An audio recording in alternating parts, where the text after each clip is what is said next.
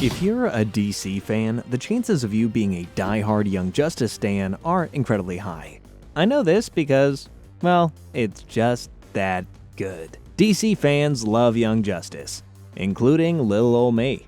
I mean, come on, we got Batman, Superman, I'm getting ahead of myself. Just know that this show is jam-packed with all things DC. So ready your utility belts and sharpen those birdarangs. It's time to explore everything Young Justice has to offer. But before we jump to the show, let's meet a few important characters. First of all, we've got Robin, Batman's sidekick, who's an unstoppable genius hacker and also the youngest of all the sidekicks. Then we have Kid Flash, Flash's sidekick, a lovable idiot who runs fast and eats a lot. Other members of the gang include Miss Martian, Martian Manhunter's niece who has the hots for Superboy. Superboy, a clone with anger issues created from Superman's DNA, and finally, Aqualad, Aquaman's sidekick who's a really humble guy with water-based powers. There will be a lot of other characters joining in too, but we'll get there when we get there. For now, let's get on with the episodes. So the very first episode of Young Justice, Independence Day, kicks off with Batman, Aquaman, Flash, and Green Arrow promising to take their sidekicks Robin, Aqualad, Kid Flash, and Speedy to the official Justice League headquarters. Of course, all the young heroes are excited to visit. They're thinking this day will be the first step to their independence, the day they finally get rid of the tag of being just a sidekick and go on real hero missions as part of the Justice League. However, when they reach the headquarters, they get nothing but disappointment from their so-called mentors. Turns out the Justice League only wanted to give them a tour of the outer building and nothing else. Things are still pretty much the same. No promotions, no invitations to be an official part of the League, not even a real visit to the HQ. It's a first step. You've been granted access few others get. Oh, really? Speedy takes this to heart. Seeing him so incredibly hurt, Green Arrow appeases Batman to let the young heroes into the real HQ at least. However, Batman doesn't budge, and so Speedy officially leaves his sidekick gig and decides to fight the good fight on his own. Robin, Kid Flash, and Aqualad are disappointed with the League's behavior as well. However, they decide to rebel in a different way. Robin hacks the League's computer system, and the gang then decides to investigate a small mission that the League doesn't have time for. Later, to nobody's surprise, the very small mission of just a small fire at the Cadmus research facility turns into quite a big ordeal. Apparently, the young heroes find out what the facility is hiding: a clone of Superman called Superboy, and they plan to use him as a weapon against the big blue Boy Scout. And we can guess what else. They're making a slave out of, well, Superman's son. And so, they free Superboy from captivity. However, since Superboy is under the mind control of the facility's genomorphs, which are essentially just these little alien things that have different powers, Superboy turns his back on the heroes under the orders of the lead scientist of the facility. The next episode, Fireworks, starts with the heroes waking up in captivity, thanks to Superboy. However, as Robin starts hacking into their digital cages and Kid Flash starts talking smack at Superboy, Aqualad decides to take a different approach. He sees that Superboy is somehow being mind-controlled by the Cadmus facility, so he tries to reason with him to see the truth.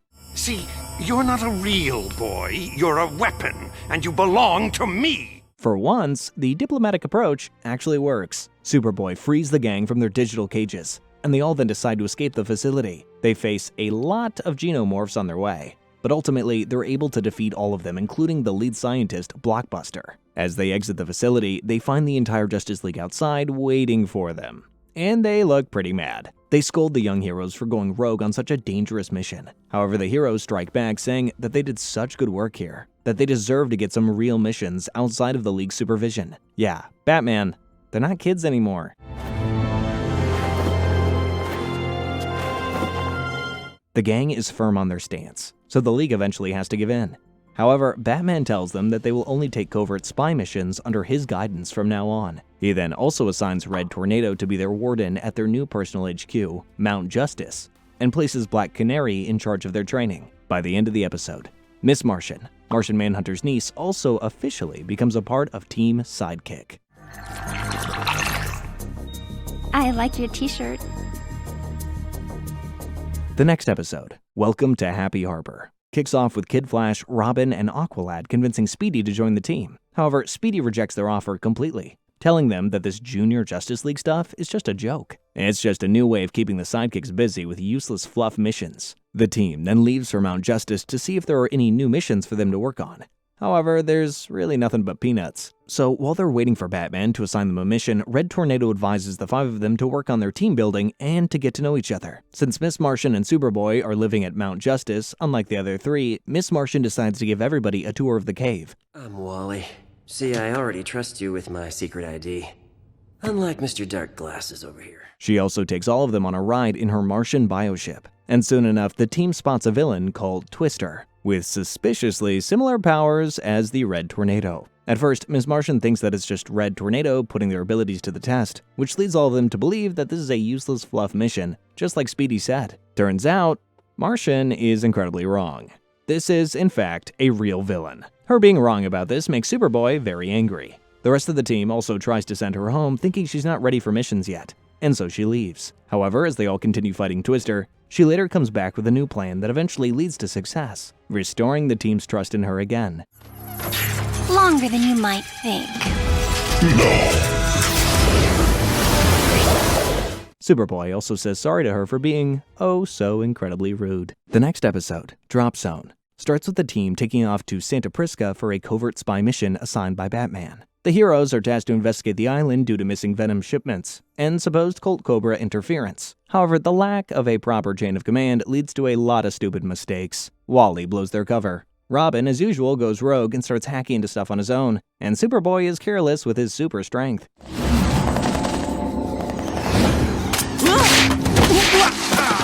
Still, the team is able to gather a lot of valuable intel. Apparently, Colt Cobra has taken over Bane's Venom production factory to create a special kind of venom, a permanent one, that alters the shape of a human body to achieve super strength. And Cobra plans to sell this poison to Sportsmaster. However, just as Sportsmaster takes off with the shipment, the team is able to blow his plane to bits, ruining everything except for one vial of the new venom. The team then also decides that even though Robin is the most skilled and has the most experience, he's still a 13-year-old boy. So until he comes of age, Aqualad will lead the team. By the end of the episode, we also find out that all these missions, including Cadmus, Tornado Twister, and Santa Prisca, are interrelated, and a mysterious group called the Light is behind all of it. The next episode, Schooled, starts with Superboy feeling extremely annoyed at Superman for acting like he doesn't exist. Batman witnesses all of this and even tries to talk to the big blue Boy Scout about it, taking him to an ice cream parlor. However, Superman is just being weird about the whole subject. Trust me on this. This boy needs his father. I'm not his father.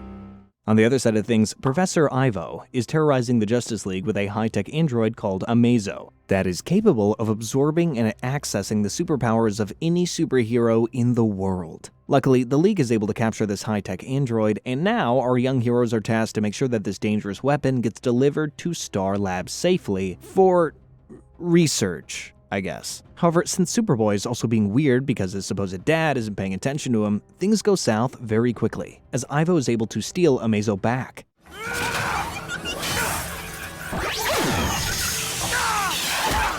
But soon enough, the team retrieves the android, and in the process of doing just that, Superboy also calms down and realizes that even though Superman isn't paying attention, a lot of other adults like Black Canary and Batman are. Not to mention, his team has been nothing but awesome to him. So come on, things aren't that bad. By the end of the episode, Batman also promises Superboy that Superman will come around. The next episode, Infiltrator, kicks off with Speedy saving a genius doctor called Serling Rocket from the League of Shadows. Apparently, they captured her to make a special weapon called Fog for them, which is, it's fog. But it's weaponized and destroys anything it touches. It's very useful when it comes to stealing data from anywhere. Speedy successfully rescues the doctor. However, he couldn't destroy Fog in time, so he decides to visit the Justice League to take their help in the matter. The Justice League then tasks our young heroes to protect the Doctor until she destabilizes Fog. Apart from that, they also add a new member to their gang, Artemis, who's Green Arrow's new protege, which means Speedy got replaced.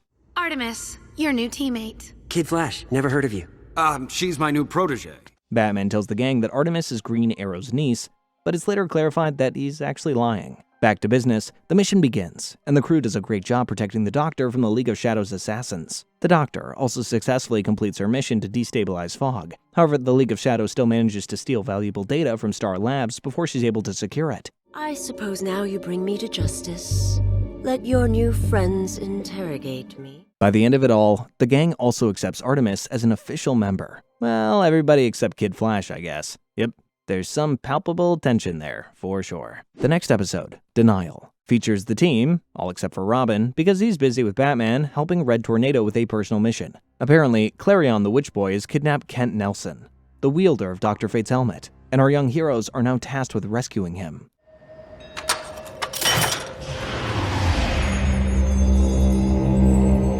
They all step into the Tower of Fate in order to save Nelson, and they all face a few drawbacks because Wally refuses to believe in magic.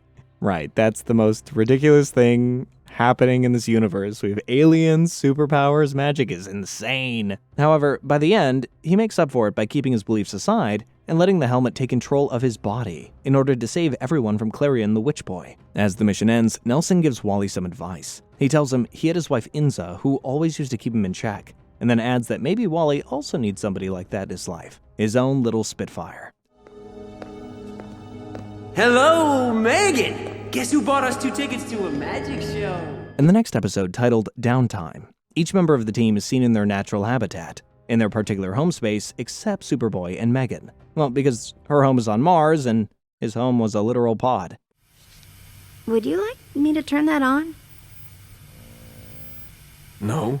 Artemis receives a scholarship from the Wayne Foundation to attend Gotham Academy. Wally is with his speedster family celebrating Jay Garrick's birthday, and Batman is seen playing basketball with Robin after noticing that the Boy Wonder feels neglected since he's been paying more attention to Aqualad. Speaking of Aqualad, he's struggling with his decision to stay above the surface. So he goes below to his home in Atlantis to figure out whether he should move back in. The sole reason that he was missing his home, however, was a girl named Tula who he wanted to be with. However, after finding out that Tula is dating Garth, another student of Aquaman who's almost as talented as Aqualad, he decides that the surface world suits him a little bit better. Amidst his time in Atlantis, Aqualad also helps the Atlanteans survive an attack by Black Manta, who infiltrates the Science Center in Atlantis to steal a mysterious frozen sea creature. However, after failing miserably, Manta blows up the entire space in a temper tantrum. Okay, someone's a sore loser. The next episode, Bereft, begins with the team waking up in Bialya with the last 6 months of their memories wiped. All because Superboy becomes a raging ball of hormones, Kid Flash starts flirting with Artemis, Aqualad goes all Atlantis, and Robin, well, Robin doesn't really change much. He's still on his toes, hacking his way into things. I guess Batman taught him pretty well. It's okay. We're teammates. Friends. I made you cookies. You know her? No, I swear, beautiful. Never seen her before in my life. Soon enough, though, all of them get their memories back, all thanks to Miss Martian and her mind powers. After that, upon investigating, the team finds out that they were sent to Bialya by none other than the Batman to investigate some kind of alien technology. And so, they get back to what they came for. However, they hit a bottleneck since Superboy gets captured and Aqualad isn't doing too well in the desert. So, Miss Martian goes to rescue Superboy, destroying Simon with her mind powers in the process, and the rest of the team heads back to the bioship to get some water for Aqualad. As things start to settle down, some sphere-like alien tech starts helping and following Superboy, and so he decides to keep the sphere as his new pet.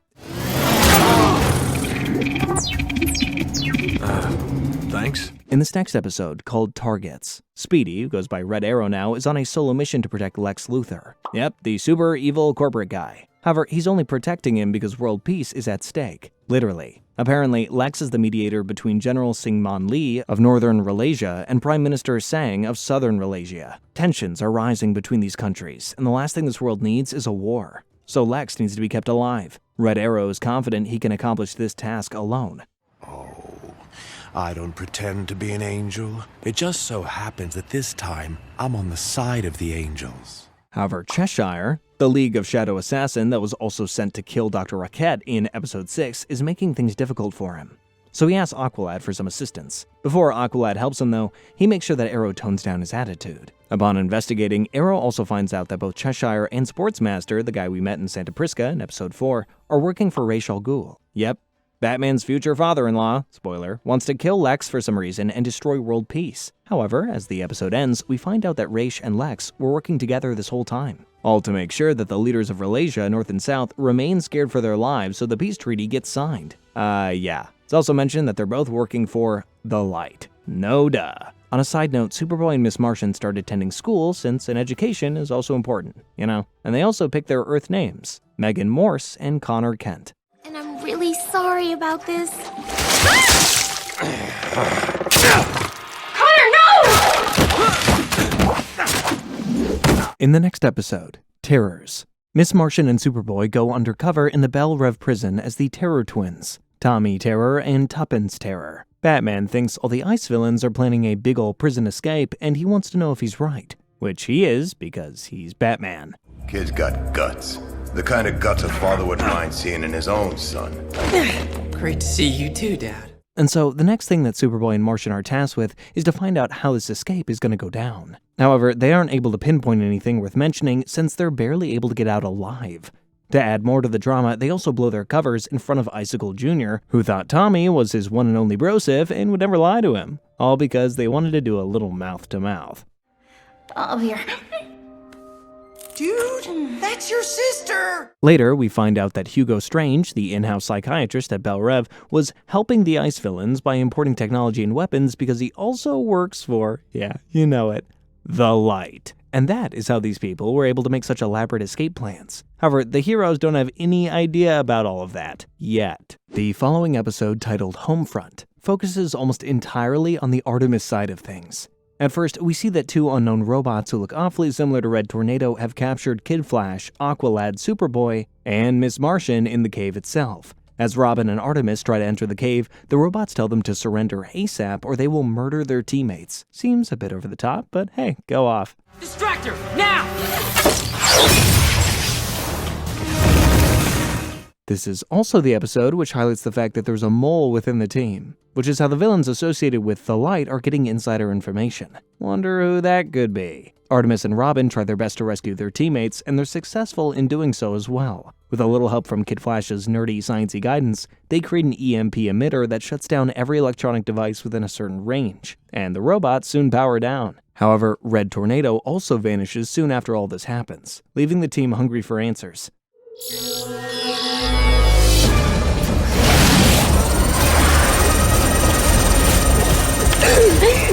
Still, the highlight of the episode wasn't all of this chaos. It was the revelation that Cheshire, the League of Shadows assassin, is actually Artemis's biological sister. That is a plot twist. In the next episode, called Alpha Male, the team finds out that Batman told Aqualad to figure out this mole situation a while ago, which led Aqualad to analyze his teammates to make sure that they were in the clear. Even more so in the case of Miss Martian, Artemis, and Superboy, since they're new recruits. Right off the bat, the team doesn't like the fact that Aqualad doesn't trust them, and because of that, they're all now giving him the silent treatment. Yeah, what we want are answers about Red Tornado and his siblings. Exactly! Leave the bowl. Amidst all that, the Justice League tells the team that they will personally figure out the Red Tornado situation since he's a member of the League. Meanwhile, they have another mission that needs the team's attention. And so, all of them then leave for northern India under Batman's orders to figure out the truth behind the increase in guerrilla attacks all around the world. Captain Marvel joins them too, as their new warden. Someone in the League had to replace Red Tornado, you know, so why not pick a superhero whose secret identity is a 12-year-old child? Aqualad faces difficulty leading the mission at first, well, because of the silent treatment, but things later calm down as the team is able to recognize his point of view. Aqualad tells everybody that it was Sportsmaster who tipped him about a traitor in his own team. He did not want to cause tension in the team, so he decided to investigate this covertly, without telling anybody. And well, everything is back to normal. That's the last of the collars? And I can count on you to keep the other animals out of trouble. The team takes down the Brain, who's apparently using the collars found in Belle Reve to control giant animals. Why were they so big? Well, because the Brain injected them with cobra venom.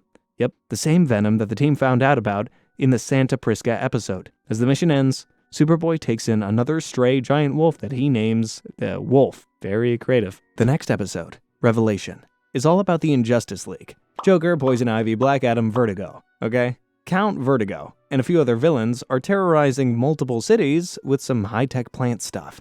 But worry not, Batman has a plan to defeat them. He sends our team of young heroes to destroy the source plant of all the chaos, all while the real Justice League saves the civilians from these plant thingies. But the longer your governments wait, the more we get to have our jollies. The plan is perfect, since the Injustice League would think that the Justice League is far away from the source plant, and so they won't guard it too heavily. The team does face a few drawbacks, which lead to Aqualad having to wear the Helmet of Fate, but, well, the plan is a success overall. Since Nabu, the Spirit of the Helmet of Fate, lets Aqualad remove the helmet no problem, and things go back to normal. Fear not!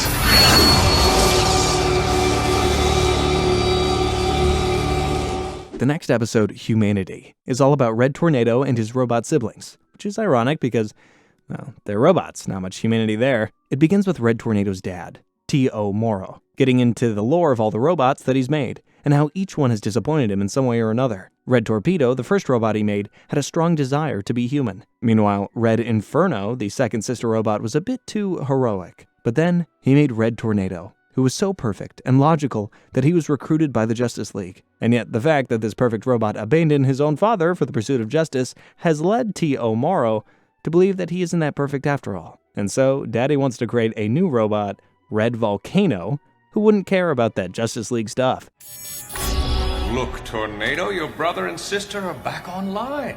We'll have you up and running too. Back at the cave, our team of young heroes now has a new member, Zatanna, the daughter of Zatanna, who is basically the main magic guy of Justice League. The team also finds out that the League is still busy finding Red Tornado, telling them to not look into this matter since he's Justice League's responsibility. But of course, they don't listen. The team kidnaps Zatanna into a hunt for Red Tornado to find out some much-needed answers. They decide to question Professor Ivo about his competitor T.O. Morrow's coordinates, and they find out where Red Tornado is. Upon reaching the facility where all the robots are, Red Volcano, the new robot, attacks the team with all his might.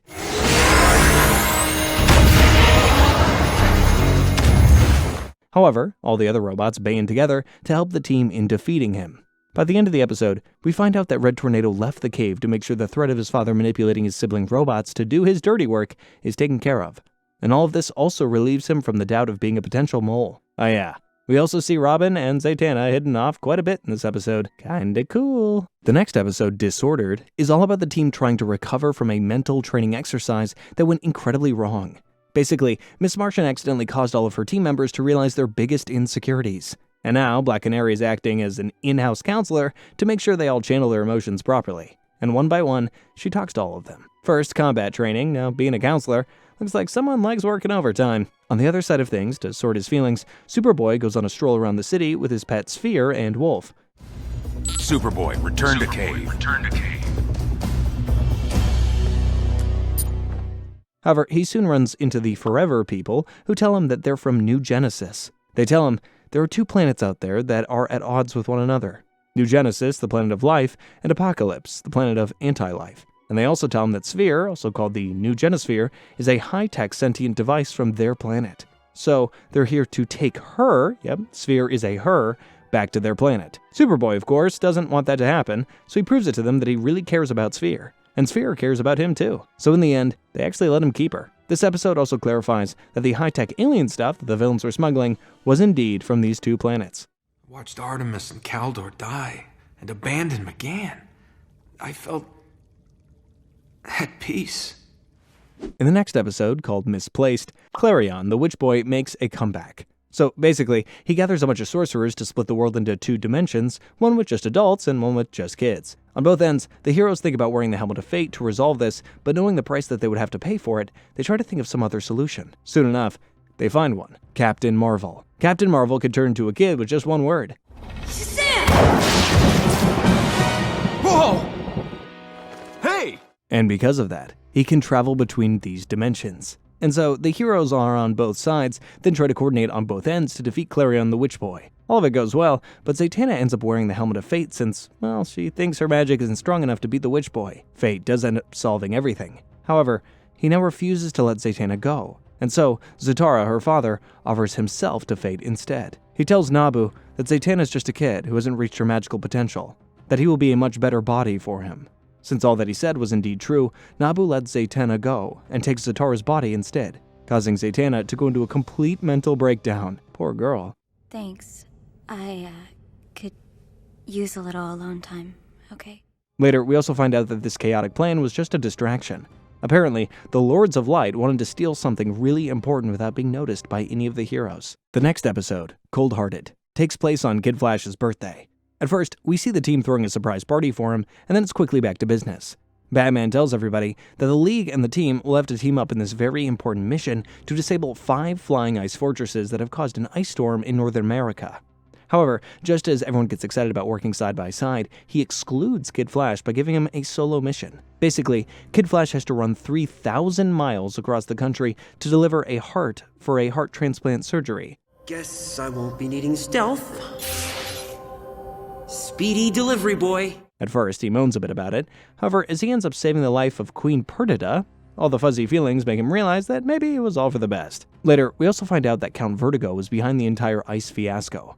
All because he was daydreaming about being the next king of Latava. He didn't want Perdita to receive a healthy heart for a heart transplant.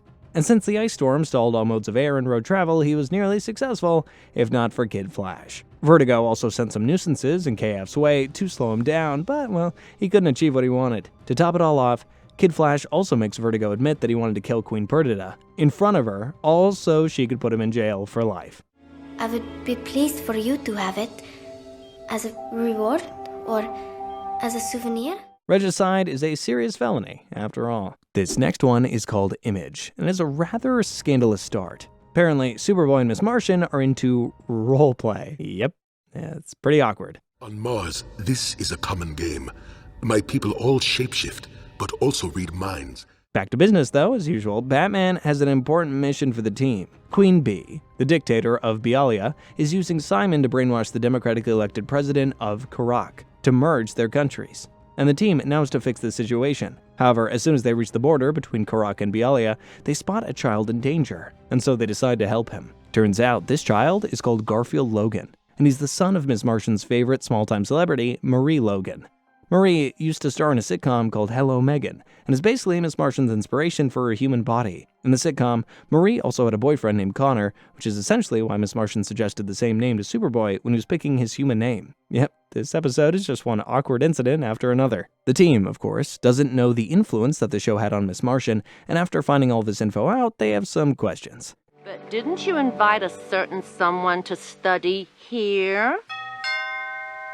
Hello, Megan! Miss Martian tells everybody that she was just inspired by Marie and picked her as her human look. Everyone on Mars can shapeshift, and she can't exactly roam around being her actual Martian self, so she had to do this. She also tells them that she just genuinely liked the name Connor, that there's nothing weird going on there as well. However, the team then asks her what she really looks like. And well, here she lies through her teeth. All because she's incredibly insecure about being a white Martian, and she doesn't want her colleagues to think of her as a monster.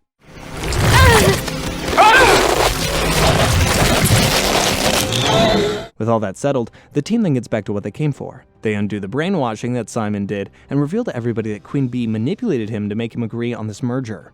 However, their problems do not end there. Garfield apparently suffers a lot of blood loss after being hit by a laser attack, and since he has a rare blood type, it's proven to be very difficult to find donors. Luckily though, Miss Martian is able to morph her blood to match his blood type, saving his life in the process.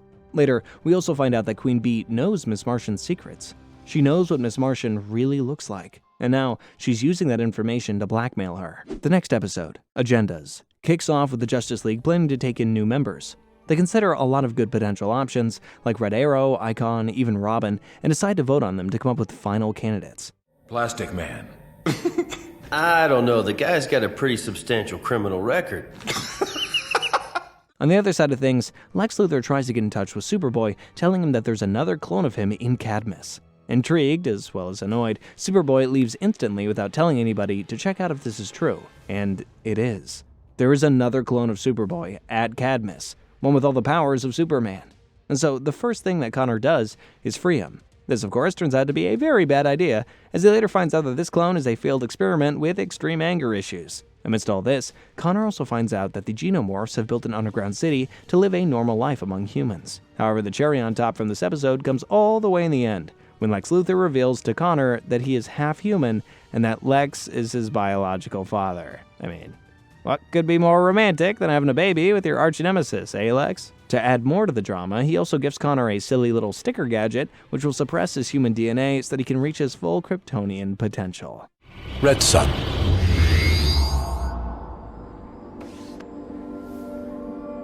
In this next episode, called Insecurity, Artemis finds out that she wasn't added to the Young Justice team because she's a talented archer, but rather her mom begged Green Arrow and Batman to take her on so that she doesn't become like her sister. We also find out that Sportsmaster is Artemis's dad, and her mom was also an ex-con called Huntress, which just adds more reason to why her mom was so worried about Artemis being a criminal, like the rest of the family. But you can't fight who you are.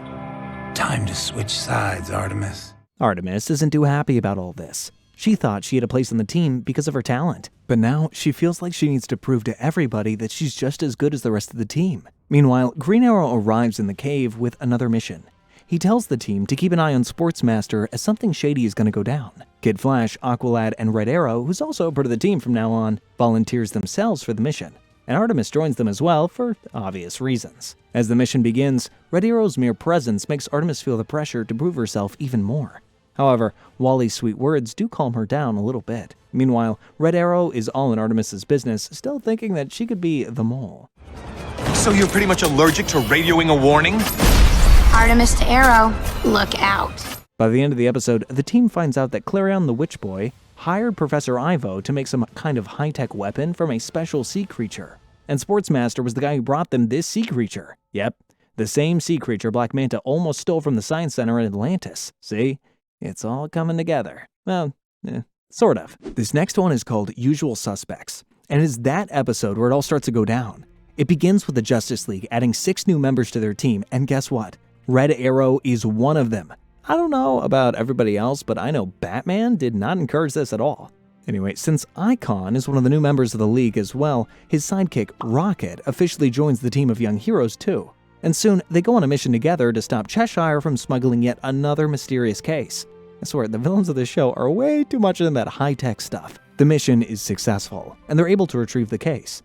And soon enough, Batman is all up in its business trying to analyze this biotech, nanotech sea creature weapon that the team found in the case. I am shrubbery, not grass. What am I? I am bush. After all that, Connor gets a secret call from Lex Luthor. Lex tells him that if he wants more of those DNA-suppressing stickers, he can visit him ASAP in Santa Prisca. But well, Connor decides to tell his teammates the truth about what's going on. He probably recognized that the secret rendezvous with his dirtbag dad will cause nothing but trouble. Seeing Connor telling the truth about his dirtbag dad, Artemis comes clean about her dirtbag family too. Soon enough, all of that leads to Miss Martian owning up to her real appearance as well. So, who's next? I am. I swear I was kidding. Artemis and Miss Martian then tell everybody that they've been called to Santa Prisca too by Sportsmaster and Queen Bee. And so, the team hatches a plan to fool the villains into believing that their mind games are actually working. The team then ambushes the villains in Santa Prisca and eventually beats them back to prison. All except Lex, I guess. Well, because he's rich, so. The last episode of the season begins with good old Red Arrow putting that biotech, nanotech sea creature chip weapon into each member of the Justice League, essentially making all of them slaves to Vandal Savage, who is the head of the Light. I was the mole? Yes. Yes, you were. It is then cleared up that Red Arrow is actually a Cadmus clone who was brainwashed and trained into joining the Justice League for this very purpose. And the real Speedy was replaced right after being accepted as Green Arrow's sidekick. So, yeah, it's a lot to unpack there. Evidently, even Red Arrow didn't know what he was doing. He's just brainwashed to follow commands. Luckily, though, Red Tornado comes in handy in this situation. He programs an algorithm where he will power down before infecting anybody else with the sea creature chip. And that is what happens when he tries to infect Aqualad. The team then puts Red Tornado into another one of his robot bodies, and he then reveals everything to them. Okay, it's pretty much exactly how it looks, but... Team, get out of the cave, now! All about Red Arrow being the mole, and how he made the Justice League literal slaves to Vandal Savage. Soon after, the team decides to make an antidote for the League, so that they can get out of Vandal Savage's grasp, and they're successful in doing so. They then infiltrate the Watchtower and start putting in the antidote chip. And one by one, everybody is back to normal. As the clock turns 12, everyone realizes that it's time for a brand new year. Wally finally kisses Artemis, Zatanna kisses Robin, Megan kisses Connor, and Rocket leaves a little peck on Aqualad's cheeks. We've accounted for most of that time, but these 6 went missing for a full 16 hours we can't account for. 16 hours. Making a somewhat happy ending for this season, which is way better than the ending of Season 2. Rumor has it that it traumatized an entire generation, but don't worry, we'll get there. Speaking of Season 2, the first episode, called Happy New Year, starts off with the revelation that 6 members of the Justice League went missing for 16 unaccounted hours, while they were under the control of Vandal Savage. And while the team and all the Leaguers work hard to find out what just happened, they don't have any concrete answers. Yet. And just like that, 5 years go by in the world of Young Justice. After these 5 years, we see all kinds of new additions to the team as well as the League. For starters, Robin, or more accurately, Dick Grayson, has now donned the name Nightwing, leaving his legacy behind for Tim Drake, who's famously known as the third Robin. You want to know what happened to the second Robin, Jason Todd? Well, he died. That's all we know for now, at least. More additions to the team include Garfield Logan's Beast Boy. Yep, we met him in Season 1, Jaime Reyes' Blue Beetle, Barbara Gordon's Batgirl, Casey Sandsmark's Wonder Girl, Bumblebee, and Lagoon Boy. And all of them, including Tim Drake's Robin, usually follow Nightwing's commands, and he is the quote-unquote leader of the team. Just don't die, okay? And no unnecessary risks to the squad. And yeah, Superboy and Miss Martian are still on the team as well. We also find out that Zatanna and Rocket have joined the Justice League now. Nightwing, Miss Martian, and Superboy were invited to join too, but they declined, stating that they're happy where they are. It's also later clarified that Wally and Artemis have left the hero scene altogether. And Aqualad, well, we'll get to what happened to him later. There's also one more interesting development. Miss Martian and Superboy aren't dating anymore. Yeah, who knew that would happen? I didn't. She's dating Lagoon Boy now. Yeah, young justice, young drama. All right, with all that settled, let's get into the story. So it all starts from these miniature aliens called the Krolataeans, who are experts in stealing and making tech. Their presence on Earth goes largely unnoticed at first. However, it all changes when intergalactic bounty hunter Lobo reveals one of these miniature aliens in broad daylight. Ew. Naturally, everybody on Earth starts to panic, and the team in the League, as usual, try to get to the bottom of just what the hell is happening. Soon, the heroes find out that these aliens have been arriving on Earth from a teleportation-like technology called the Zeta Tube. The heroes use this tech as well, however, their Zeta Tubes only provide teleportation travel in a limited range. When it comes to intergalactic travel, a much higher level of Zeta tech is needed. And, well, these aliens have that tech since they stole it from a planet called Ran. This information, they know what to do next. Nightwing quickly splits the team into multiple squads to check out different locations where traces of this higher Zeta tech were found. And Robin's squad hits the jackpot. Soon after that, Robin's team blows up their entire base. Yeah.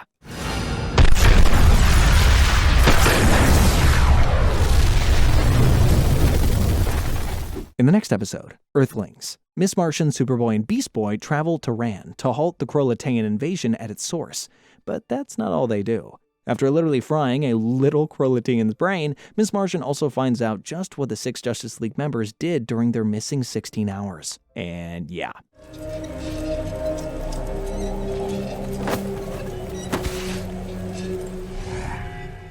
We also find out that Miss Martian and Superboy might just have lingering feelings for each other.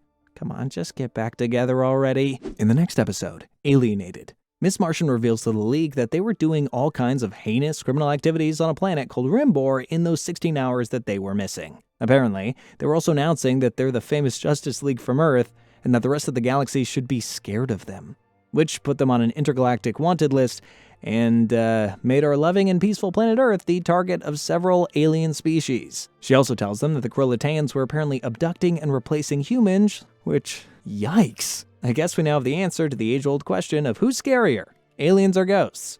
It's aliens. I don't know what to say. I have no memories of this.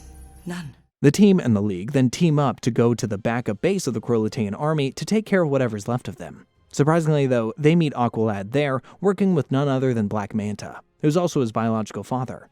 Apparently, after Tula, his one true love, was killed in one of the missions that Nightwing assigned to her, as well as finding out who his real father is, Aqualad turned to the dark side. A fight between the heroes and Aqualad breaks out soon, however, he is able to escape, all while bombing the entire place and the entire Krolataean army with it. Luckily, the heroes are able to evacuate on time.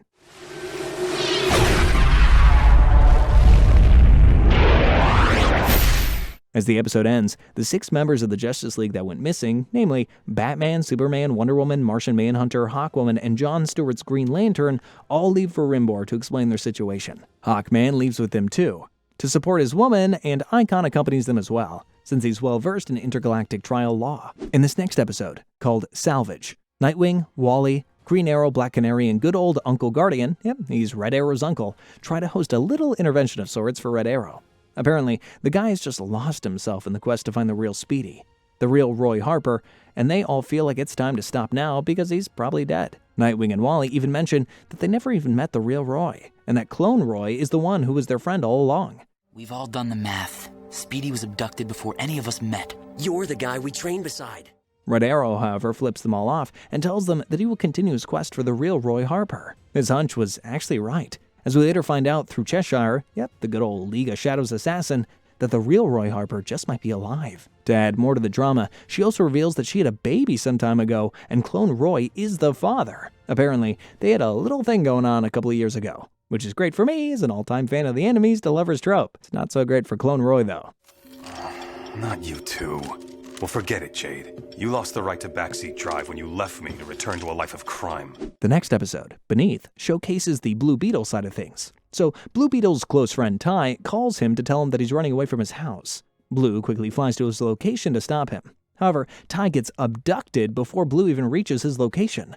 I'll meet you by the statue of Cochise. We'll talk. Just promise me you'll wait till I get there. Meanwhile, Nightwing sends a squad to Bialya to find out what's going on. Evidently, he finds some more Zeta tube activity that needs to be checked out. And as the team reaches there, they find out that Simon and his gang have been abducting children in order to send them to a secret alien partner of the Light. Yep, it's always those guys. The team is able to free the children that they can find in that particular location. However, they don't know that Simon has a lot of backups available as well to make his mysterious alien partner happy. About Ty, he's one of those backups. New questions keep the investigation moving forward. You saved lives, and you got each other home safe.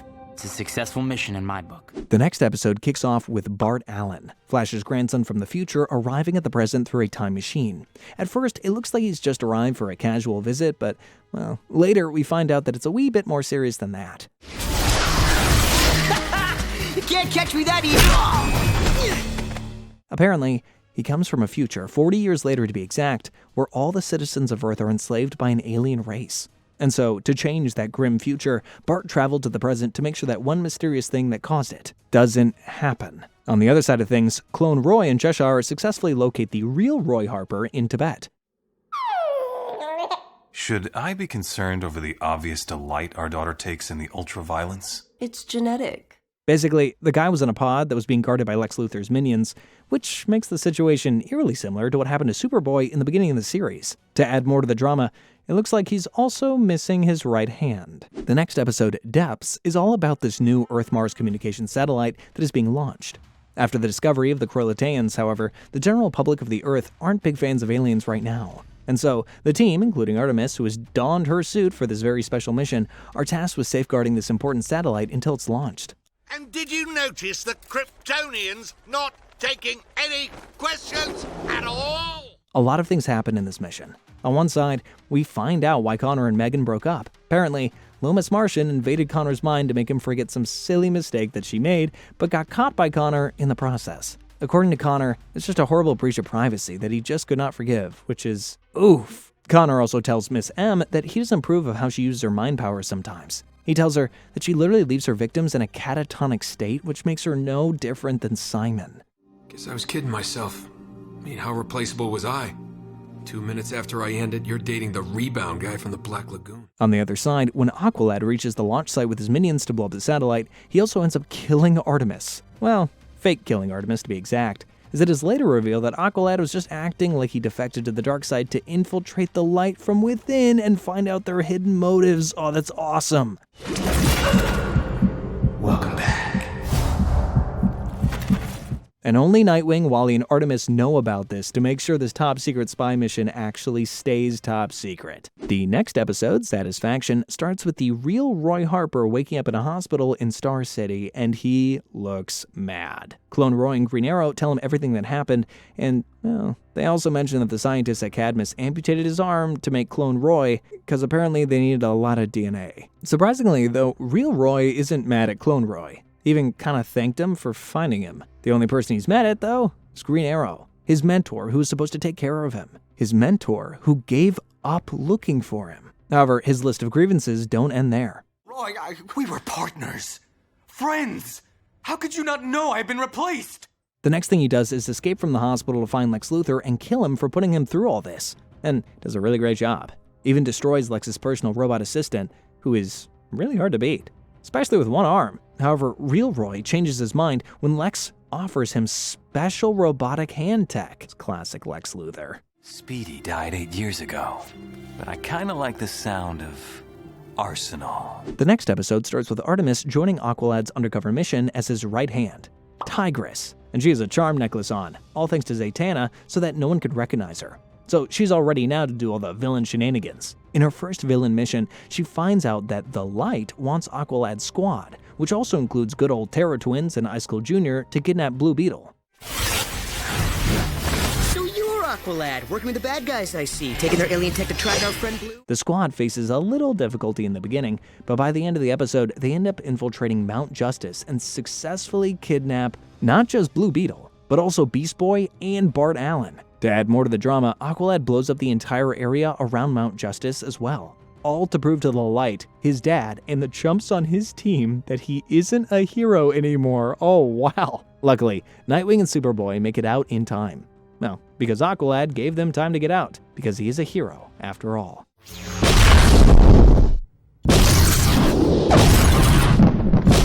The following episode, Before the Dawn, starts with some weird-looking aliens experimenting on Blue Beetle. These weird-looking things are later revealed to be the Reach, who are the Light's secret alien partner and also the same dirtbags who enslaved the Earth in Bart Allen's future timeline. They want to take control of Blue Beetle, but due to some bug, no pun intended, they can't do this until they kill Jaime. While talking with the ambassador of the Reach, Aqualad finds out that they plan to abduct and experiment on a lot of children to find out more about the meta-gene, which is essentially the gene that gives people superpowers whenever they're put under extremely traumatic situations. Not everybody has this gene, but a lot of children have the potential for it.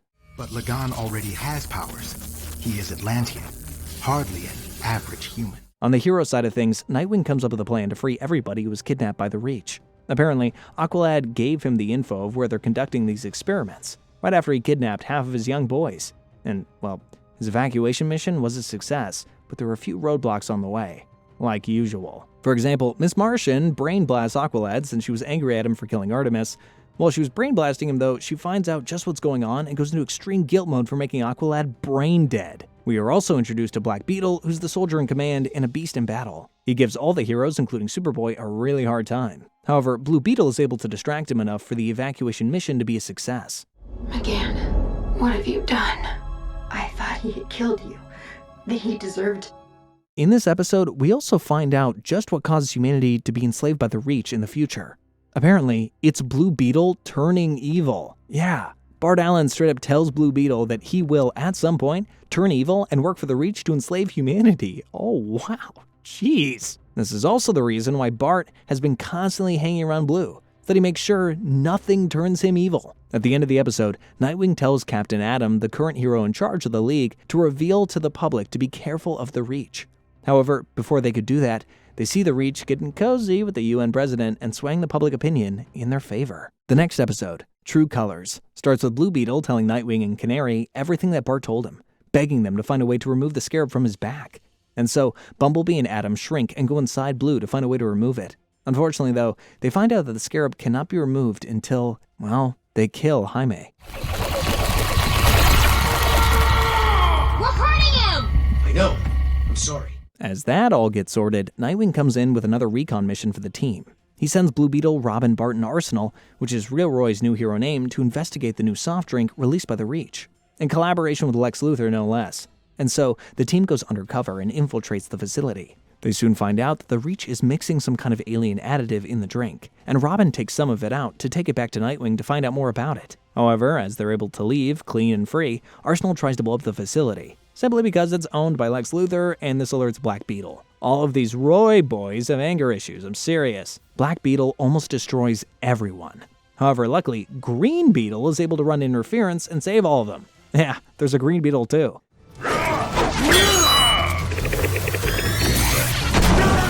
As they all travel back to their home base, GB tells Nightwing that he's the Beetle from Mars. He then also reveals that the Reach sent different scarabs to different planets, hoping to invade them one day. So they're basically colonizers who want to invade and control as many planets as they can. He then also reveals that the scarabs usually take over the will of their host body. However, since the blue scarab that was sent to Earth had a bug, Jaime has full control over it. Similarly, he also adds that the green scarab that was sent to Mars couldn't take over his Martian mind, so he has full control over it as well. Meanwhile, on the Aqualad side of things, Black Manta calls in Simon to fix Aqualad's brain, causing more problems for Artemis in the process. This next episode, The Fix, starts with Artemis taking out Simon with an anesthetic shot, which essentially makes him bonkers. I swear, all the girls in the team are just making fun of this guy at this point. Simon? That brain guy? Yeah, we've beaten him like 12 times now. Anyway, after taking him out, again, Artemis tells Manta that Miss M has probably added a virus in Aqualad's brain, which means only she can fix him. And so, Manta sends Artemis and Deathstroke to kidnap Miss M, which they're able to do quite successfully.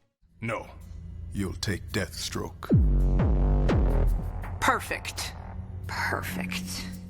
Upon reaching Manta's base, Miss M faces difficulty in the beginning with all her guilt related to her usage of her mind powers. But eventually, Artemis helps her in starting the process of fixing Aqualad's shattered brain. On the other side of things, Nightwing is looking into Green Beetle and the suspicious Reach drink, all while Green Beetle is cozying up to Blue Beetle, telling him that he might have a way to fix his scarab situation. I used my natural shape-shifting abilities to reach inside my scarab and ensure it could never take control. This next episode, Runaways, features the abducted kids who have now developed new superhero powers after being experimented on by the Reach, and Ty, Jaime's close friend, is one of them. Apparently, the kids are irritated by all these routine procedures that they have to do in Star Labs, since they've developed powers and they feel like they want to run away. And so, they do. However, Nightwing sends Jaime to convince them to go back to the lab as it isn't safe out there for them until they learn to control their powers. Amongst all the chaos, Lex sends Red Volcano to start attacking Star Labs, and Blue Beetle literally destroys every inch of him.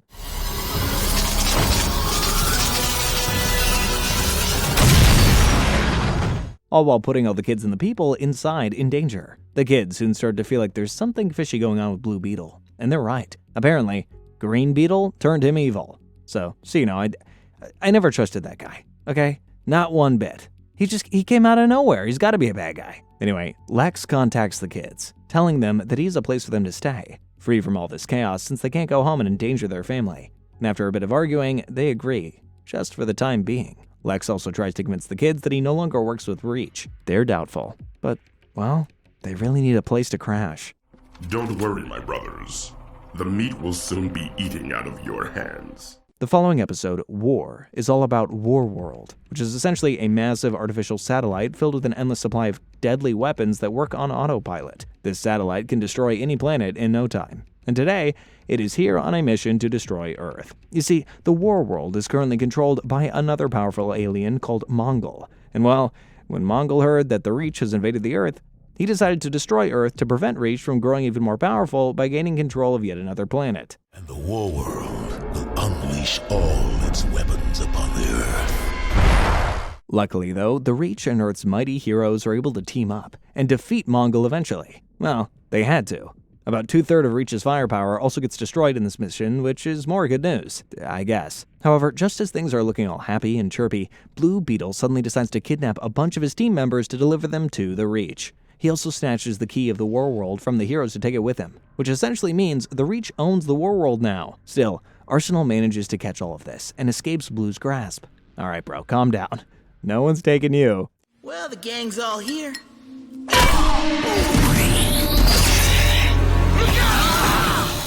In the next episode, Complications, Blue Beetle acts all innocent in front of Nightwing, telling him that all the missing team members just got teleported somewhere and that he couldn't do anything about it. Yeah, right. Meanwhile, on the Aqualad side of things, Sportsmaster and Cheshire infiltrate Black Manta's base in order to kill Aqualad since they believe that he murdered Artemis. However, after learning the truth about the situation, they help Miss Martian escape Manta's base since she has already fixed Aqualad's brain. Leaving so soon? And without a goodbye. As the episode ends, Nightwing is also able to figure out that Blue Beetle is under Reach's control now.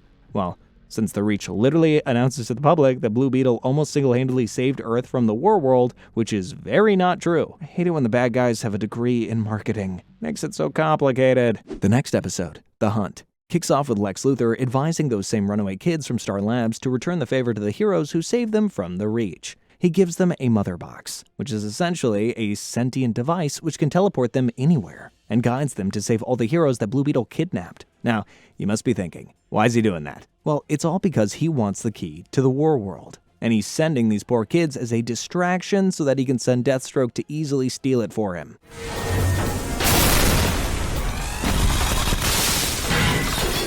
As the kids reach the war world, which is where the Reach is keeping the heroes, they also see that Arsenal is there as well, still running for his life, trying to contact Nightwing so that he can tell him what's going on. The kids and Arsenal soon team up and are able to save the heroes by unleashing Mongol at Black Beetle. Meanwhile, Lex successfully gets the key as well.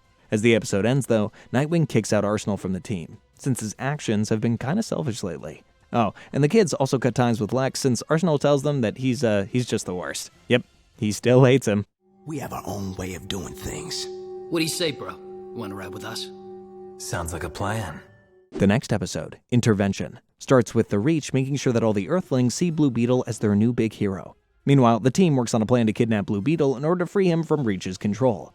You see, Jaime Reyes hasn't gone evil all of a sudden. Blue Beetle's actually not the one in control, it's the Reach ambassador who's been controlling him lately. And so, there's still hope. Why am I still waving? I look like an idiot! Scarab, get us out of there! The Reach desires the crowd's adulation. Zatanna, Rocket, Bart, and the others take Blue Beetle to Bialya, where Zatanna found an old Scarab temple. Zatanna then begins to cleanse Blue Beetle out of Reach's control and back to normal, and it works. As the ambassador of the Reach sees all of this, he decides to send Green Beetle to fix the situation. But, well, Zatanna cleanses him from Reach's control as well. Congratulations, Jaime Reyes. All right, like you're happy about this. I am, I swear. The episode then ends with Queen Bee, Bialya's dictator, revealing that she deliberately let the heroes do whatever they wanted because the Light has plans to double-cross the Reach. In this episode, called Summit, the Reach and the Light, all except Lex Luthor, come face-to-face to discuss all their recent failures. As they start to blame each other for all that has happened, Ra's al Ghul notices the glamour charm on Tigress' neck and quickly figures out that she is, in fact, Artemis Croc. And just like that, Aqualad and Artemis' covers are completely blown. Aqualad then reveals that the Light was sabotaging the Reach behind their backs this whole time. They even told Lex to put a neutralizing agent in the Reach's famous soft drink, the drink that was supposed to make people servile, and were also behind Lex stealing the key to the war world. Of course, the Light doesn't want Earth to be a slave planet, when they plan to make it the ruler planet of all the galaxies. No agreement exists that guarantees the life of Black Manta. Manta guarantees that himself. Being a partner of the Reach was just one of Vandal Savage's survival of the fittest schemes. Soon enough, all the heroes strike in to take down both the Light and the Reach. They're also able to record an official confession from Vandal Savage that it was him who was responsible for the chaos caused in Rimbor, and not the Justice League. Which then leads to Batman, Superman, and all the other heroes winning their trial. Reach's ambassador also gets recorded revealing that he wants to convert Earth into his own slave planet. And, well, he also loses his public image when all of it gets leaked. Seeing his failures, Black Beetle gets sick of him as well, and decides to kill him. The war world's been activated. It's leaving Earth's orbit, heading out into space. Is that good news or bad? The episode then ends with Reach leaving the Earth since their invitation gets revoked by the United Nations. You see, the Reach cannot stay on a planet where they're not invited to stay on. It's something they have to follow because of a peace treaty they signed a long time ago. That's why they invest so much in things like public image and marketing. However, before they officially leave, they set off a doomsday plan to destroy Earth. Talk about if I can't have her, nobody can. The last episode of the season starts with Lex offering Nightwing and the heroes the antidote to the Earth's doomsday devices that the Reach set off before leaving. The heroes are trusting him with this because... So, there are about 20 doomsday devices that are disrupting the magnetic field of the Earth, and the heroes get to work in teams of 2 to neutralize all the devices with the antidote eggs provided by LexCorp. Every single magnetic field disruptor must be disabled before they chrysalis to guarantee Earth's safety. They're able to successfully neutralize all 20 of them. However, soon they find out that there is one more, rather powerful magnetic field disruptor that they missed because it was hidden. Since the antidote can't work on it anymore because it's too late, Flash, Bart, and Kid Flash try to neutralize it by running in the opposite direction. The plan becomes a success. However, since Kid Flash's speed is a tad slower than his counterparts, he ends up siphoning all the leaking energy from the Doomsday device, and he dies. R.I.P. Wally West. I'm gonna miss you. No. He loved you.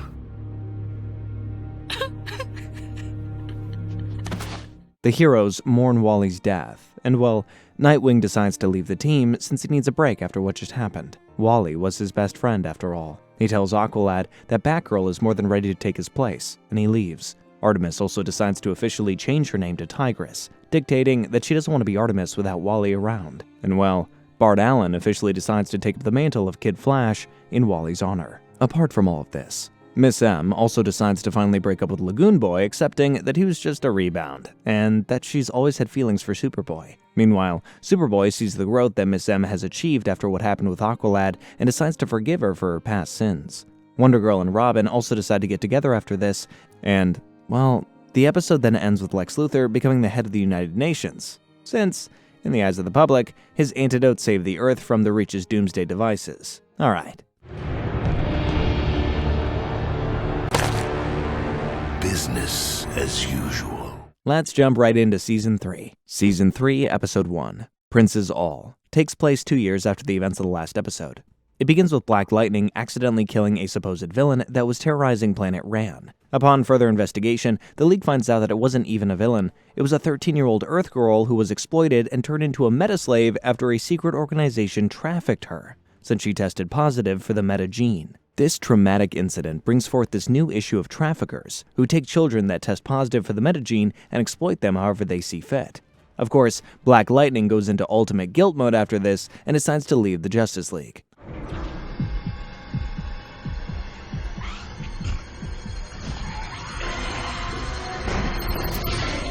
Later, at a JLA meeting set up to discuss how Lex Luthor has made it impossible for the League and the team to officially function under the United Nations, we find out that Aqualad is now Aquaman, and is the new head of the Justice League. And Megan is the new leader of the team. Meanwhile, Nightwing is still on his sabbatical. Batman proposes to disband the League and the team at this very meeting, telling the new Aquaman that all the heroes are powerless under Lex Luthor's command, and all of them would be able to function better as vigilantes instead. However, Aquaman, Black Canary, and Wonder Woman take offense at this, telling Batman that the Justice League is a symbol of hope, that they can fight these issues through legislative method. Batman, however, decides to quit. After he quits, all the other heroes in the Bat family and Green Arrow family decide to follow him as well. I'm sorry, but I hereby tender my resignation to the Justice League. Canary thinks this was all planned by Green Arrow and Batman, and she's right. Later, we see Nightwing in vigilante mode, working with Oracle, aka Barbara Gordon, to find clues about this whole meta-human trafficking issue. Soon, he finds a clay-like tar that can turn humans into meta-humans, if they test positive for the meta gene. Upon further investigation, he also finds out that this tar is mostly found in a country called Markovia, and so, he decides to investigate Markovia. Not before he can summon a suitable team for this big mission, though. Nightwing then soon decides to call Superboy, who's living with Miss Martian now and is also engaged to her. I'm carrying this around for a month, waiting for just the right moment. And also Tigress, who's living with Clone Roy, now known as Will Harper, and his little daughter, Lien. Yeah, we met her in Season 2. Before you get any ideas, though, Will and Tigress are only platonic. For now, at least. Oh, and Nightwing also convinces Black Lightning to join the good fight against the traffickers, even though Black Lightning reveals it to Nightwing that his powers have stopped working after he accidentally killed that helpless 13-year-old. Back at Markovia, we find out that the country is a monarchy ruled by the Markov royal family, and the king and the queen have 3 kids, 2 boys and a girl, of which the boys are fine and dandy, but the girl went missing some time ago. Their younger brother, Brian Markov, is doing everything he can to find his sister.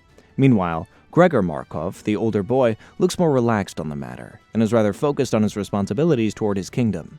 The royal family also has a royal guard, by the way, Baron Delam, who is the queen's brother. As the episode ends, we find out that the king and the queen have been suddenly assassinated just as Nightwing, Tigress, Superboy, and Black Lightning are on their way to investigate this royal mess of a country.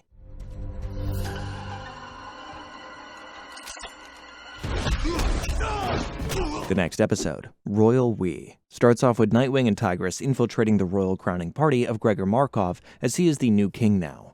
They soon find out that a geneticist named Simon X has very close ties to the royal guard, Baron Delam. Turns out, both of these people are responsible for the killing of the previous king and queen, and also the tar production of Markovia. Apparently, they decided to kill the king and the queen because they were causing problems in their trafficking-related operation. To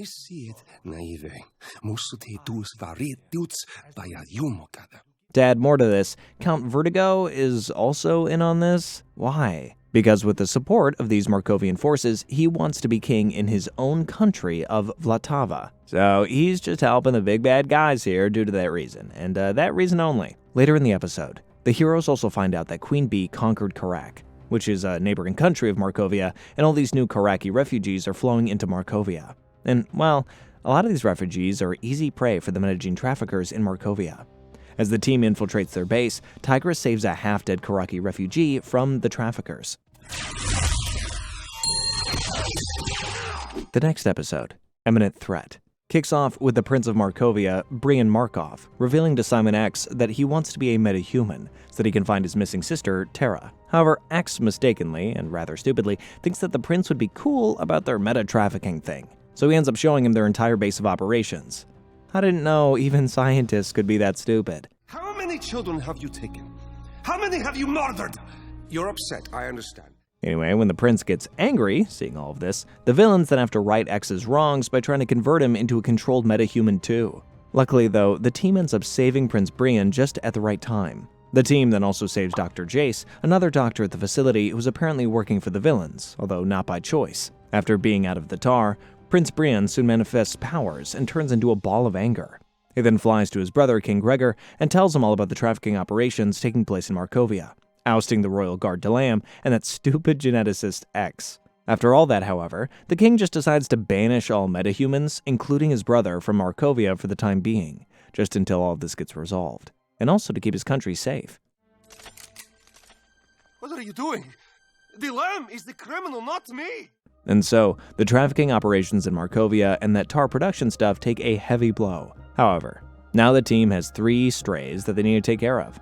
Brian, that half-dead Karaki refugee who apparently has weird Halo-like powers, and Dr. Jace. In the next episode, Private Security, Nightwing hires Will Harper, Roy Harper, and Jim Harper, their uncle, to destroy yet another trafficking ring in the city. However, before they go on that mission, Will, who left the hero business 2 years ago to work in private security, asks Nightwing, Roy, and Jim to help him with a private security job first. What are we talking about here? Later in the episode, it is revealed that Prince Brian is crashing with Superboy and Miss M, Halo is crashing with Will and Tigress, and Black Lightning is taken in Dr. Jace for the time being. The following episode, Away Mission, kicks off at New Genesis. So, New Genesis has 2 species, the bugs and the new gods, and they have some kind of trade-off between them, like a barter system to exchange resources. However, things haven't been so great lately, all because of Miss Martian's white Martian brother, Macomb. He's regularly transforming into the new god Orion and misbehaving with the bugs to cause tensions between the 2 species. Forager torch Orion, Kagena, those Kemnos no Kagena. And so, without much effort, all the bugs start hating the new gods, except a sweet bug named Forager. Forager thinks that Orion isn't acting like Orion and decides to tell new god Bear about it. Yeah, we met him in Season 1. And so Bear then takes help of Superboy's fiancée Miss Martian to deal with this situation. Superboy!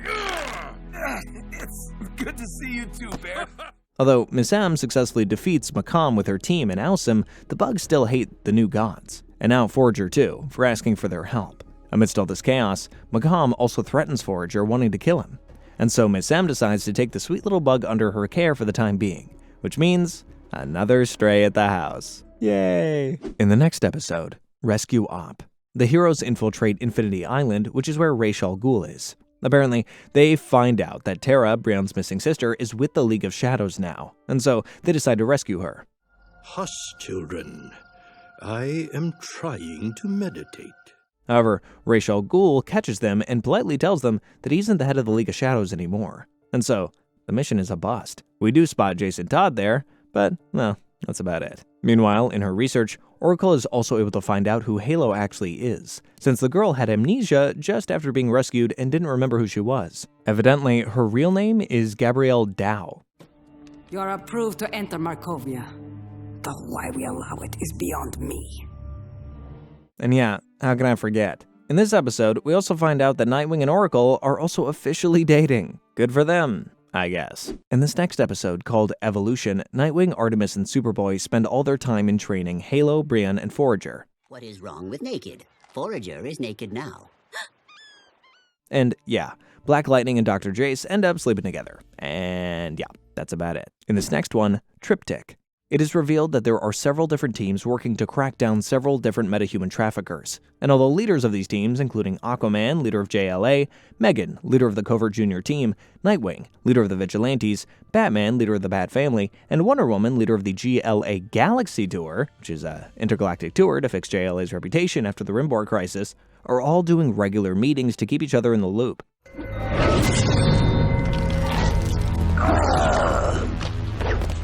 The team members have no idea about this though, since apparently there's a lot of below-the-belt stuff going on. In Season 3, Episode 10, Exceptional Human Beings, Batman receives a tip from Cheshire that the new League of Shadows has its base in Santa Prisca, and so he infiltrates that base along with Zatanna and Metamorpho and finds out that Deathstroke is actually the new head of the League of Shadows. Good luck. And welcome to the jungle. He also notices that Lady Shiva acts as the sensei of the group, and both of them have recently joined the Light as well. Meanwhile, Cheshire looks around Will and Tigress' house to catch a glimpse of Leanne, her daughter. Will catches her and tells her to move in with him and start over.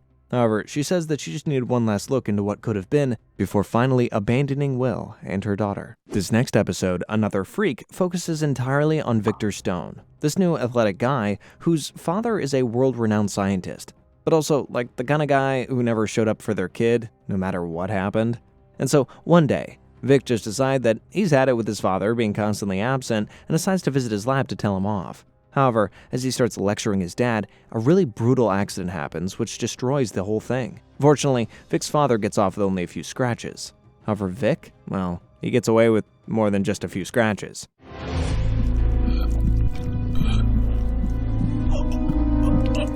But all is not lost yet. Since Vic's father is a genius scientist, he's able to fix Vic by attaching him to a father box, a sentient piece of technology from Apocalypse. As soon as Vic wakes up, he freaks out seeing himself. He then starts feeling intense emotions and even tries killing his dad for ruining his life. Luckily though, Halo suddenly boom tubes in and calms Vic down with her energy.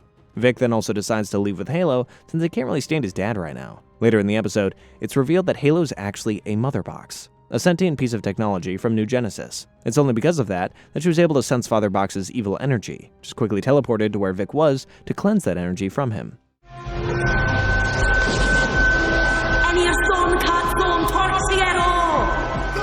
When Nightwing and the team investigate more about this, they also find out that the real Gabrielle Dow, the Karaki refugee, is actually dead, and that the soul of a mother box actually resides within Halo. It was that soul that brought her back to life. In the following episode, Nightmare Monkeys, we see Beast Boy working as an actor in the studio of Granny Goodness. Apparently, after his mom died, he really wanted to try acting since it made him feel close to her. All is well and good at first, but later in the episode, Beastie finds out that Granny is selling these VR goggles that are secretly testing teens to find out if they have the metagene. And well, if they test positive, these very goggles then brainwash them into traveling to specific locations from where they can get trafficked.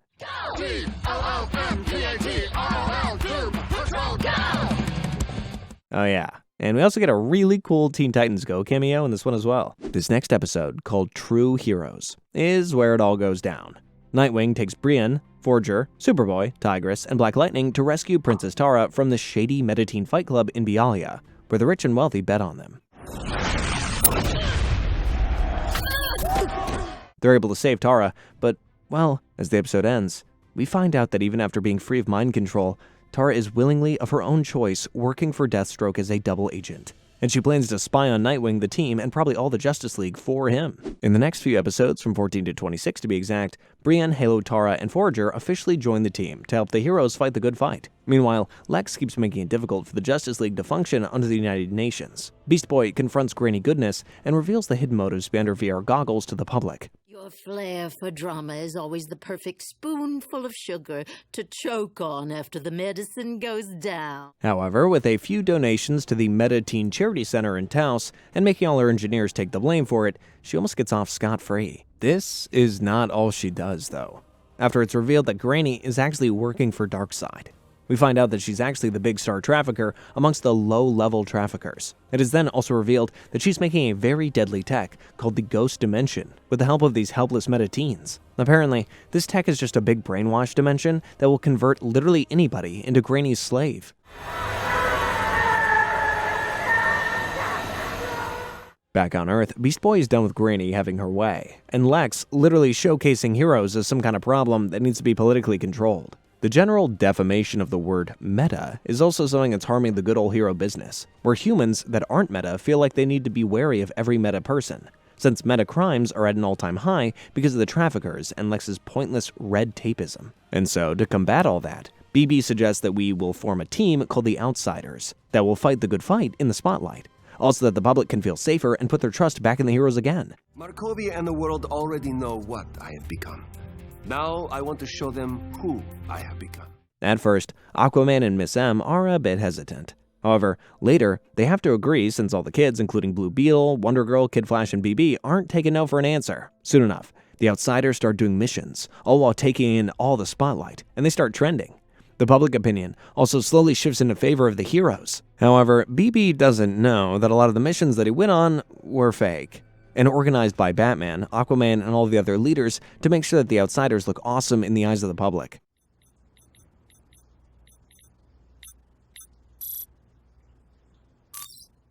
On the other side of things, we find out that Dr. Jace isn't the damsel in distress that she claimed to be. Apparently, she lied to Halo, telling her that she has some sort of disease, and delivered her to Granny Goodness in the pretense of knowing a cure. It is then revealed that Jace is actually a psycho who converted Brian and Tara into metateens herself. And since she considers this transformation to be a rebirth, she literally thinks of them as her own children. What? She used to think of Halo as her own child as well, up until she found out that Halo had no meta gene. She was just a regular half-dead girl who was then possessed by a mother box so that she could be brought to life. And now, well, she's a living mother box. And worse, this thing was dating my son. I had to separate them, so I lied. Anyway, after Jace hands over Halo to Granny Goodness, all to keep her away from Brian, Granny Goodness attaches Halo to her ghost dimension, declaring that with a living mother box attached to the ghost dimension, she can literally brainwash big crowds of people in an instant. The heroes get a word of this from Vandal Savage himself and then get to work to stop Granny. However, she breaks no sweat and enslaves all the Justice League as well as every member of the covert team. Luckily though, Victor Stone, the living father box, comes in with the Outsiders and puts Granny in her place. He releases Halo from Granny's shackles, and then Halo quickly manages to heal everyone from the collective brainwash. My favorite moment amidst all this? BB pulling this deadly move against the good old Granny. Oh, the disrespect was real indeed.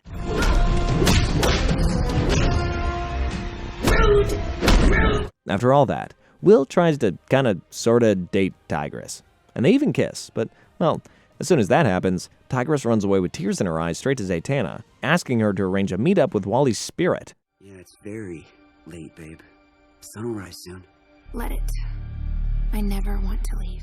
After the meetup, she decides she still needs to process her feelings, and she can't just date Will just because it's convenient at the moment. Okay, bro, great, cover up. The last episode of the season focuses on Markovia. Baron Bedlam, the ex-royal guard, escapes from prison to organize a coup against the king of Markovia. And the Outsiders, as well as the Vigilante and the covert teams, all band together to fix the situation. Little prince, there's no Superboy here to save you now. Soon enough, Deathstroke tells Tara to kill BB in front of everybody, so that the popularity of Outsiders can finally tank, and Lex can take over the media again. However, Tara has a change of heart, thinking about how good the heroes have been to her. Hell, Tigress even shared her home with her, and so she decides to reject Deathstroke's request at the last second. However, not everything is sunshine and rainbows yet. Brian, apparently, decides to kill his Uncle Bedlam in front of everyone, and then even goes on to take the king's crown for himself, overthrowing his elder brother Gregor.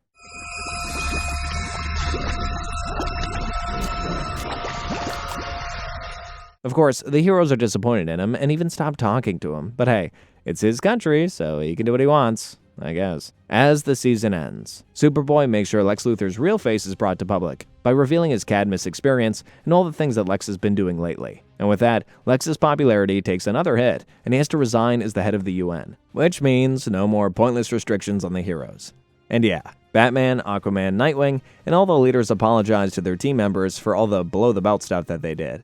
Batman, Wonder Woman, Aquaman, Miss Martian, Oracle, Robin, and I have been running a secret task force. And then, they also step down from their positions, after making Black Lightning the official head. Season 4 kicks off with Miss Martian's character arc, spanning from episode 1 to 4. It begins with Miss Sam and Connor leaving for Mars with Beast Boy and Martian Manhunter for a Martian wedding ceremony. You see, they plan to do 2 wedding ceremonies, one on Mars and one on good old Earth. Things are peachy at first, however, as soon as the couple lands on Mars, one by one, problems start to arise. Most of these problems stem from Mars's, orthodox customs. The customs that put green Martians above white Martians on the supposed food chain of respect. The system isn't anything new to Mars, so why the sudden surge in tension? This is my sister, Marie Moors. Actually, I go by Emery Jones now. Well, you see, the usual racist issues of Mars have actually been worsened by the death of the previous king, which happened not long ago. Apparently, the previous king was progressive, used to take a lot of initiatives to make sure that there's no bad blood between the green and white. However, when he died, both the groups started blaming each other for it, and, well, it became kind of like a Cold War situation. To relieve at least some of his Cold War tension, the king's murder needed to be solved. And so, Prince Jem, the previous king's son, hires Connor and Beastie, and they get to work, while Miss Martian's family takes care of the wedding preparations. The king's body was found in the Grand Hall of the Royal Palace. I found traces of a familiar residue. I've seen something like it before, but can't quite place it. Connor and BB soon find out that it was actually Prince Jem's Green Martian girlfriend that actually accidentally ended up killing his dad. Apparently, the king was all progressive when it came to treating the white and green Martians equally. However, he still believed that the royal red Martians were above both of them. And so, when Jem expressed that he wanted to marry a green Martian, the king flat out denied him. Jem's girlfriend then went to secretly talk to his dad, hoping she would be able to convince him. However, she instead ended up killing him through her magic, which she didn't have complete control over. And before I had time to take it back... Later, we also find out that Miss Martian's brother, Makam, is leading a white Martian rebel group and that he plans to kill all the green Martians as well as the royal red Martians through a deadly nuclear bomb that he borrowed from Darkseid's planet Apocalypse. He soon sets off the bomb at Prince Jem's birthday celebration. However, Connor is able to sense it on time, so he jumps on a hot lava river to destroy the bomb before it bursts. Connor isn't able to stop the bombing on time. However, he is able to lessen the impact considerably. But unfortunately, he does end up losing his own life amidst all of this.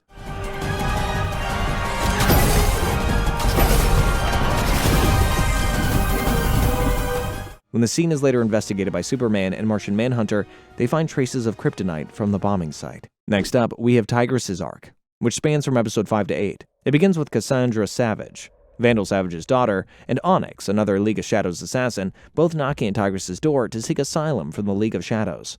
However, only Onyx is here for the right reasons. Cassandra is actually sent by Lady Shiva to act as a mole and a distraction.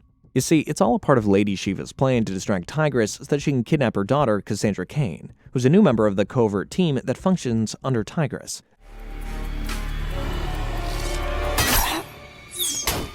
After Cain is kidnapped by her assassin mother, we find out that she has a rather tragic backstory. You see, as Lady Shiva's daughter, Cain was raised to be the ultimate silent weapon. Shiva even took her vocal cords to make sure that the only language she spoke was body language. However, when Cain was finally ready to do solo missions, her very first mission coincided with the Bat Family. The Bat Family was trying to stop the Joker, meanwhile Cain was sent by Shiva to kill the Joker. As Cain proceeds to kill him though, Barbara stops her by literally shoving herself in between.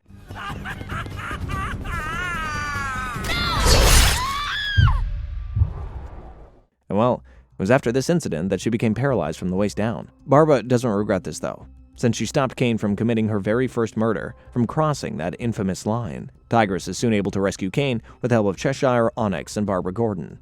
And as the arc concludes, she also attempts to save her own sister, Cheshire, from the dark side. Being inspired by Cain, Tigress tells Cheshire that she also has the capability to overcome their father's shadow, that kids aren't supposed to walk in their parents' footsteps. And so, taking a step in the positive direction, Tigress sends Onyx and Cheshire, two people who actually want to change their ways to Ra's al Ghul for rehabilitation.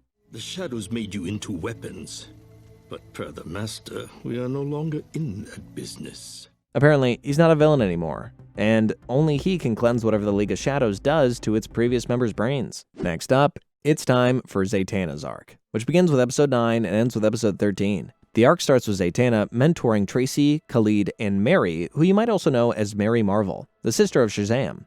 As their little magic session is going on, Z feels overwhelmed with a chaotic presence, and so she flies away with her students to check it out.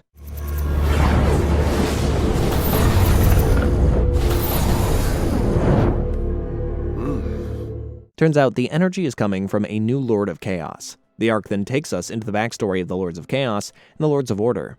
You see, balance is key when it comes to our world. And so these cosmic entities, known as the Lords of Chaos and the Lords of Order, have the very delicate job of maintaining that balance. For example, Clarion the Witch Boy spews chaos as he's a Lord of Chaos. Meanwhile, Dr. Fate, who's a Lord of Order, makes sure that everything stays in order. There's a bit more to this, however, since the arc then delves deep into Vandal Savage's backstory and his ties with both of the sides. You see, Vandal Savage is a guy who's been there since the creation of Earth itself.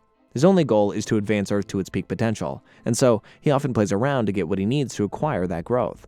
Sometimes he sides with chaos, and sometimes he chooses order. He currently is on the side of chaos since he has a partnership with Clarion the Witch Boy. 300 nights. Clarion killed Vandar in 300 different ways. But since he's been treating Clarion like a lapdog lately, the Lords of Chaos get angry with Clarion's performance and send this new Lord of Chaos called Child to take Clarion out. The Lords of Chaos also reward her with all their energies to do it. This is a problem. Child is way too ruthless. She literally destroys Clarion and spews chaos all around the planet. Luckily though, Vandal Savage convinces the Lords of Chaos to cut off that extra energy. Also that Z, Tracy, Khalid, Mary, and Dr. Fate can easily defeat Child. Let's finish this, shall we? When all is back to normal, Z commends Tracy and Khalid on doing an excellent job, and quote-unquote honors them by including them in her new plan regarding Fate's helmet. She tells Nabu that he will now have 4 hosts, including her, Zatara, Tracy, and Khalid. However, she keeps Mary out of this arrangement, since Mary attempted to drain her teammates' powers multiple times in the mission. And well, Zatanna just thinks she's not ready for that kind of power. In this arc, we also find out that Nabu is actually Vandal Savage's son. Well, he's not the only famous guy that Savage is related to. Apparently, Arion, the guy who literally created Atlantis a long time ago, was Savage's grandson too. Which brings us to the next arc. Aquaman's arc, which spans from episode 14 to 17, begins with literally everyone telling Calder to take a break. But how can he, when problems arise one after the other? The latest problem in Atlantis is the supposed return of the one and only Arion. Arion, Lord of Atlantis? Arion, the founder of Atlantis? Apparently, there's a prophecy in Atlantis that mentions the return of the kingdom's one true king, and Arion's return matches that prophecy word for word. King Orin isn't one to believe in prophecies, however. If Arion has the support of the public, he's ready to step down and let him take the reign of Atlantis. Fortunately, though, just to be sure that he isn't a pretender, Orin sends Aquaman, his boyfriend Wind, and Lagoon Boy to retrieve Arion's crown from the depths of the ocean in order to do a DNA test. But you see, he doesn't even have to do that DNA test, since as soon as this fake Arion wears the real Arion's crown, he gets decimated, proving that he's not what he claims to be.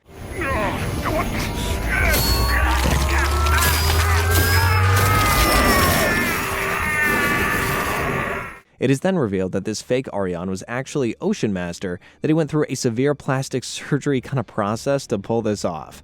And yeah, he's only able to do that through Vandal Savage's help. Talk about overkill. As everything comes to light, Calder goes on a sabbatical. Mera becomes the sole ruler, and King Orin decides to head back to the surface world as Aquaman again. From episode 17 to 26, we delve deep into Superboy's arc. It is revealed that he's actually alive and is stuck in the Phantom Zone with notable Kryptonian criminals, including General Zod and his wife Ursa Zod. Turns out, there's a lot of time travel happening in this entire situation. First, we have Lord Zod, the son of General Zod, and Ursa Zod from the future, who wants to get his parents out of the Phantom Zone.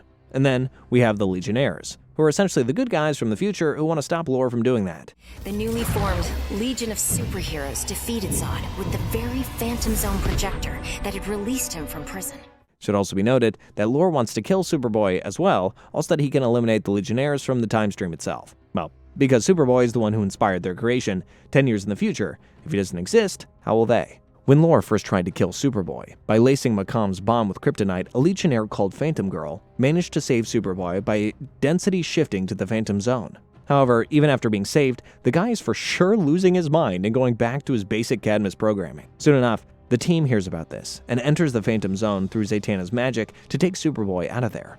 However, they fail at their mission since Superboy is surrounded by General Zod's army. Superboy is only able to get out when Lord Zod himself opens a boom tube to finally get his parents out. And after that, it's full-on villain versus hero situation. Where he failed to rule and raise your world to galactic supremacy, I, General Zod, will succeed for you all.